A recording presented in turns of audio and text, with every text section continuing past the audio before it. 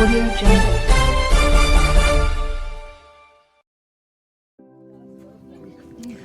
नमस्कार, मैं हूं रुपेश और फिर से आप पहुंचा हूं मैं धरना स्थल पर। आज शनिवार का दिन है।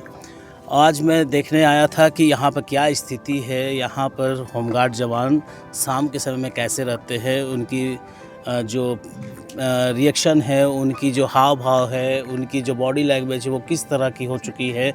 तो ये जानने के लिए आज हम यहाँ पर आए हुए हैं। तो हमने आपको काफ़ी चीज़ें दिखलाई भी, जैसे कि आपने देखा कि यहाँ साफ़ सफाई के लिए मतलब यहाँ पर झाड़ू और जो दरी उरी थी उनकी साफ़ सफाई चल रही थी। एक तरफ मैंने ये भी दिखलाया कि खाने की तैयारी वो किस तरह से कर रहे हैं। और आपने देखा कि 250 जवानों की खाने जो है, जो कि चाईबासा ज़िला से, उनकी खाने की तैयारी चल रही है। मतलब हर जगह पर कैंप बनाकर इन्होंने अपना अपना एक ग्रुप बनाया हुआ है और उस ग्रुप में सभी लोग संगठित होकर खाने को तैयार कर रहे हैं। इसके अलावा जो लाइव देख रहे थे आप अभी तक स्क्रीन में, ये सभी चीज़ों को मैं इसलिए दिखलाना चाह रहा था क्योंकि अनशन सोचते हैं या फिर धरना सोचते हैं कि बहुत आसान चीज़ है। जी नहीं, ये बिल्कुल आसान चीज़ नहीं है। इसके लिए भी बहुत सारा पेशेंस रखना पड़ता है। इस पेशेंस को भी हमने दिखलाया। प्रभात मंत्र कोशिश कर रही है कि पल पल की जानकारी हम दे होमगार्ड की, और जो जेएमपी के जवान जो कि 3 दिन से बैठे हुए उनकी भी दे रहे हैं। सरकार की क्या प्रतिक्रियाएं होंगी तो वो तो सामने आ ही जाएंगी कुछ दिनों के बाद, लेकिन इनकी क्या प्रतिक्रियाएं है आज हम रूबरू होंगे। और आज हम फिर से बात करेंगे यहाँ पर जो महासचिव हैं उनसे बात करेंगे, और बात करने के बाद ये आपको जानकारी देंगे कि आगे की रणनीति इनकी क्या होगी। तो हम मुलाकात करते हैं राजीव जी से। राजीव जी, आपका स्वागत है। बहुत बहुत धन्यवाद सर आपका। राजीव जी, प्रभात मंत्र को बतलाया कि कल कुछ आप लोगों ने ऐसा किया था जो वायरल अभी तक हो रहा है। लेटर हमारे पास भी लेटर पहुंचा था, वो क्या चीज़? कल हम लोगों की बैठक हुई थी धरना स्थल पर, क्योंकि हम लोग लगातार यहाँ पर 8 माह से बैठे हुए हैं। सरकार के स्तर से कोई भी ऐसा नुमाइंदा हमारे बीच नहीं आया जो हमारी मांगों को लेकर सकारात्मक बातें हम लोग साथ कर सके। और तो इसके लेकर कल हम लोगों ने बैठक किया था और सभी साथियों का एक सुझाव आया कि अब जो है अपनी लड़ाई को तेज़ किया जाए। तो उसी को लेकर निर्णय हुआ कि अगर 23 मार्च तक सरकार हमारी मांगों को नहीं मानती है तो 24 मार्च से हम लोग अपनी ड्यूटी का बहिष्कार करते हुए आंदोलन में शामिल होंगे। और उसके बाद हम लोग फिर एक निर्णय लेकर या तो जेल भरो आंदोलन चलाएंगे या तो फिर मुख्यमंत्री आवास जहाँ आवास है उसी आवास के पास हम लोग अनिश्चित काल के धरना पर बैठ जाएंगे। तो ये 24 जिले से जो होमगार्ड है वो सभी आपके साथ में आ रहे हैं? हाँ, हर एक ज़िला से हमारे सभी साथी आ रहे हैं। सभी से बात हो चुकी है और कल सभी जिलाओं में बैठक भी सब करने वाले हैं।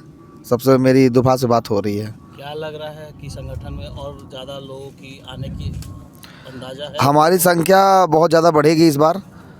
जो हम लोग का 8 मार्च को जो संख्या था वो संख्या दुगना हो जाएगा हमारा, ऐसा हम लोग को आभास मिल रहा है। शासन की तरफ से कोई पहल हुई है बात करने की अभी तक? नहीं, किसी तरह का पहल नहीं हुआ। इसी का तो दुख है जो कि मुख्यमंत्री जब उनकी सरकार नहीं बनी थी तो उस समय वो बड़ी बड़ी बातें करते थे कि मेरी सरकार बनाइए तो आपको मैं कभी किसी तरह का दुख नहीं होने दूंगा, आपकी सारी मांगों को मानूंगा। और आज जब इतने दिन से हम लोग लगातार बैठे हुए 12-13 दिन हो गया तो सरकार का कोई भी नुमाइंदा हमारे बीच आ नहीं रहा है हमारी सूद लेने के लिए। तो इससे बहुत दुख लगता है और ये ऐसा प्रतीत होता है कि माननीय मुख्यमंत्री जी अपने वादा को निभाना नहीं चाह रहे हैं या वादा को करके भूल गए हैं। तो ये जो 24 तारीख को बहिष्कार करेंगे, फिर उसके बाद आगे की रणनीति आपने बताई कि मतलब मुख्यमंत्री आवास घेरना या फिर जेल भरो आंदोलन करना। तो यहाँ पर जो इतनी रणनीति आपने बना के रखी हुई है, तो क्या ये प्री प्लान है या फिर आपने सोचा हुआ है कि नहीं हमारी बातें मान भी सकते हैं सरकार 2 दिनों के अंदर में, या फिर आगे की लंबी लड़ाई लड़ने के लिए आपने प्लानिंग किया हुआ है ये चीज़ को? हम लोग तो अभी आशा लगाए बैठे हैं कि मुख्यमंत्री जी ने जो बातें कही हैं उस बातें को पूरा करेंगे, क्योंकि कोई मुख्यमंत्री नहीं चाहेगा, ये अभी नौजवान मुख्यमंत्री हैं और ये चाहेंगे कि हमारी सरकार 5 साल के बाद फिर दोबारा आए। तो मुझे ऐसा लगता है कि वो निश्चित रूप से हमारी मांगों पर कार्रवाई करेंगे, क्योंकि हमारी मांगें बिल्कुल जायज़ है। हम लोगों ने कोई ऐसा मांग नहीं मांगना है जो सरकार को मानने के लिए विधानसभा में कोई पास करना हो, कोई कानून बनाओ, संविधान बनाना हो। सरकार अगर चाहती तो केवल कैबिनेट का बैठक बुलाकर हमारी मांगें पूरी कर सकती थी, क्योंकि हम लोगों ने कहीं नहीं कहा है कि हमारे होमगार्ड जवानों को परमानेंट किया जाए। हम लोगों ने केवल ये मांग रखी है कि हमारे सभी होमगार्ड जवानों को ड्यूटी नियमित रूप से मिलनी चाहिए और जो पुलिस के समान जो वेतन है वो वेतन मिलना चाहिए, कर्मचारी भविष्य निधि का लाभ मिलना चाहिए, जो कि कैबिनेट बैठक में पारित किया जा सकता है। राजीव जी, अभी आपने बोला कि परमानेंट नौकरी नहीं चाहिए लेकिन परमानेंट ड्यूटी चाहिए। इस चीज़ पर हमें बताएंगे, क्लियर करेंगे। जैसे कि हम लोग जानते हैं कि अगर हम लोग परमानेंट का मांग अगर सरकार से करते हैं तो सरकार वो मांग को पूरा करने में बहुत सारा समय ले लेगी और मुख्यमंत्री जी ने हम लोगों को कभी कहा भी नहीं है कि आप लोगों को परमानेंट कर देंगे। मुख्यमंत्री जी ने हम लोग से कहा था कि मेरी सरकार बनाइए, मैं बिहार राज्य से भी ज़्यादा बेहतर सुविधाएं मैं झारखंड के होमगार्ड जवानों को लागू करूँगा। तो हम लोग जो वो वादा किए थे उस वादे से कम ही हम लोग मांग रहे हैं। हम लोग केवल इतना ही कह रहे हैं कि जो बिहार में मिल रहा है वो सुविधा हमें दे दी जाए, जिससे कि माननीय मुख्यमंत्री को देने में कोई दिक्कत और आपत्ति नहीं हो। इसलिए हम लोग ये मान रहे हैं कि ड्यूटी हम लोग को रेगुलर मिलेगा तो फिर किसी कोई परेशानी नहीं है। जैसे पहले जो ड्यूटी आपने बताया था, पहला आपने सेशन में बताया कि 3 महीने का, 4 महीने का या 2 महीने का, ऐसे करके। हाँ, 4 महीने का ड्यूटी मिलता है। जैसे मैंने बताया कि जैसे रांची, धनबाद, बोकारो, रामगढ़, हजारीबाग, ये 5 जिला है जहाँ पर कि होमगार्ड को जवान को 12 महीने में 8 महीना 10 महीना ड्यूटी मिल जाता है। लेकिन और बहुत से ऐसा जिला है जहाँ पर कि जवान को 2 साल में एक बार ड्यूटी नहीं मिलता, 3 साल में एक बार ड्यूटी नहीं मिलता है।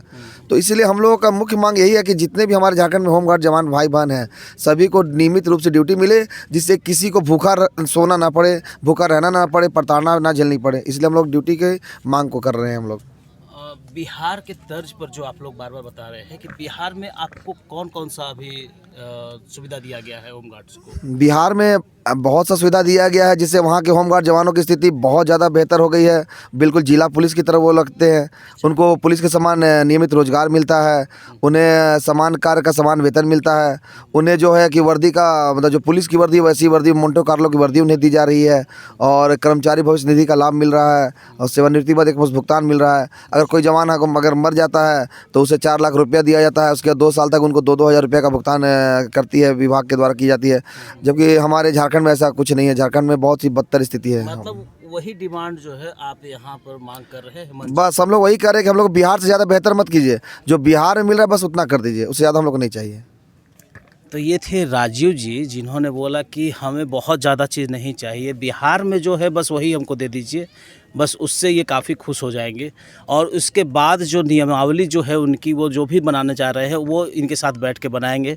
ऐसे कई मुद्दों पर तो अभी आगे चर्चा होती रह रही है और हो रही है। कल इन्होंने जो लेटर अभी इशू किया है वो बहिष्कार करने का है कि ड्यूटी बहिष्कार ये 24 तारीख से करने जा रहे हैं। अब देखना ये है कि क्या ये बहिष्कार, ये जो आंदोलन है और उग्र रूप ले रहा है या बहुत जल्द ये सॉर्ट आउट इनका प्रॉब्लम हो जाएगा। तो आने वाले कड़ी में हम आपको रूबरू इसी तरह से करवाते रहेंगे। आज के लिए विशेष इतना ही। कैमरामैन आदित्य के साथ रुपेश कुमार।